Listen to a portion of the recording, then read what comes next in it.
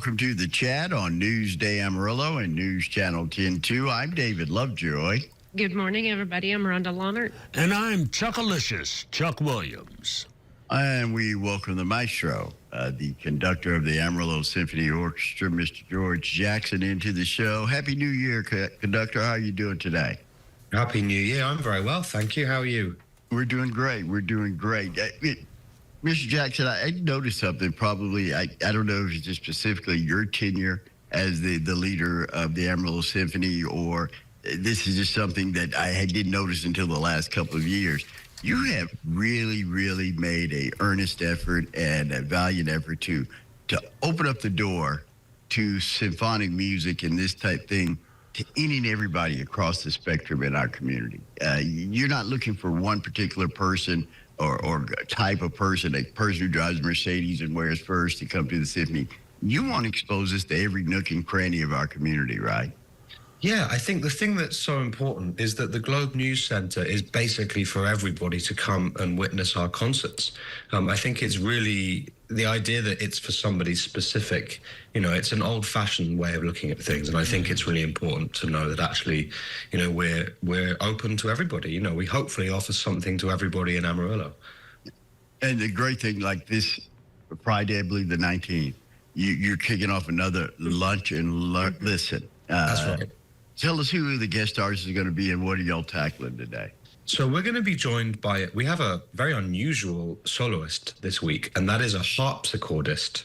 Now, it's an instrument that you don't get to see very often. You know, it sounds kind of old school, and, you know, but there's a fantastic harpsichord concerto by the German composer Johann Sebastian Bach, and we're joined by Mahan Esfahani, who is a wonderful, internationally acclaimed harpsichordist who's coming here to play. He's one of the leading interpreters of that music and as a harpsichordist. So he'll be at the lunch and listening.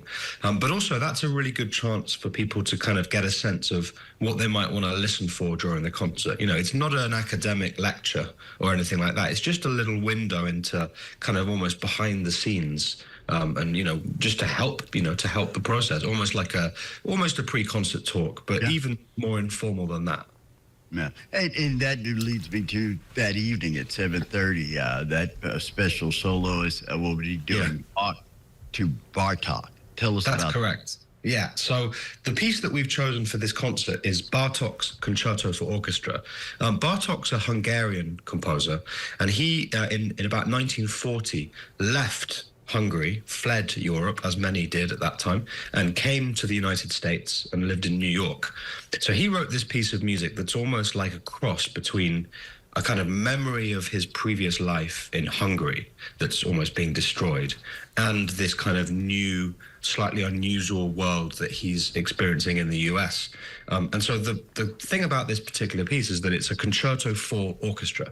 So every single member of the orchestra basically has a big virtuosic solo at some point. And so as part of our centenary celebrations, we thought it was important to really feature the orchestra and to show the symphony that, yes, we have fantastic guest artists, but the members of the orchestra are also phenomenal, and we're lucky to have them. And so this piece really is like the challenges for them, and in a way to celebrate them and how wonderful they are. And this is coming up on the 19th. Yeah. And then what do you have coming up after that we would want to know about?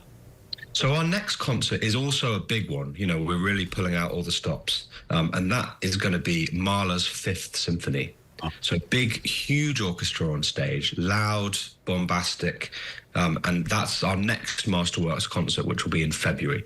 And so we're sort of preparing for a run of about 4 months of really big, you know, very, very high energy symphonic music. And so it's a really good time to kind of come and join us, even just for the rest of the season until the summer, because we've sort of had a really exciting, more collaborative couple of months before Christmas, where we've done a Celebraciones concert, we've done a bluegrass concert, you know, we've done Hodgetown, we've sort of involved the community like that. And now we're sort of going, you know, full scale, you know, all the musicians we can get on stage. And again, it's going to be a real spectacle between now and the summer. So it's a very good time to come and join us.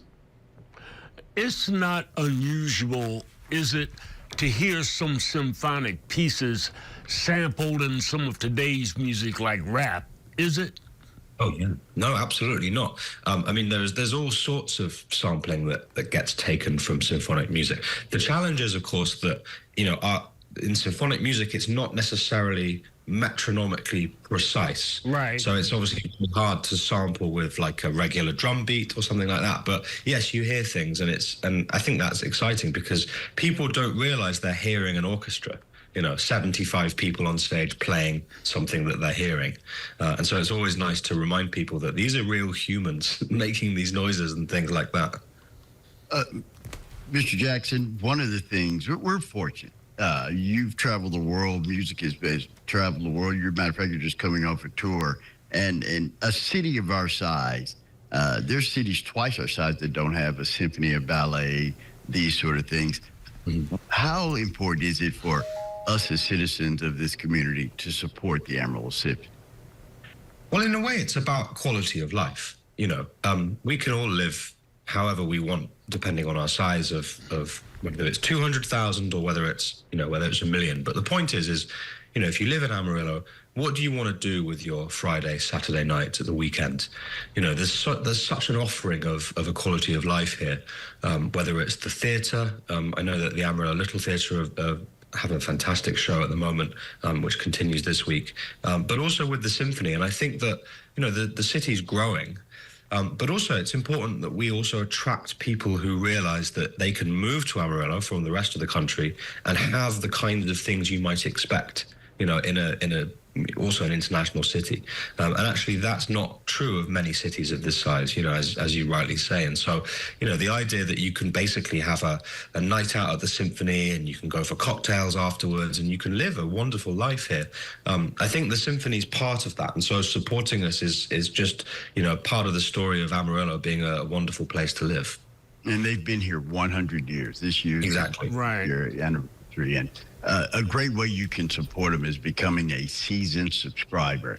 Right now, you can do that just $99. And like I said, if you go to their website, amarillosymphony.org, it talks about the tickets, ways to buy those tickets, what you get for becoming a subscriber to the 100th season of the Amarillo Symphony.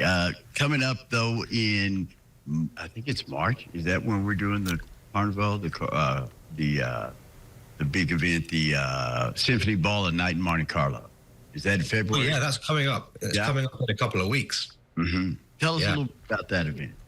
Well, the Ball is a fantastic event because I think that there's a real interest, obviously, in supporting the symphony, but also just kind of, partying and enjoying the atmosphere, and I think that's a really nice thing to see. I mean, I was at the Ball last year, which was the cherry blossom themed ball. Mm-hmm. And I was just amazed at how, everyone was out and everyone was there to support and to enjoy.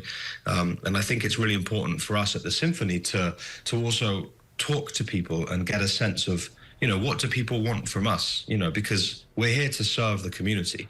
There's an amount that we can do. I try and guess what people might want, and the team at the symphony, we try and predict what people might want from their symphony. But also, come and tell us, if you like Mozart, send us an email and say, I think we should have more.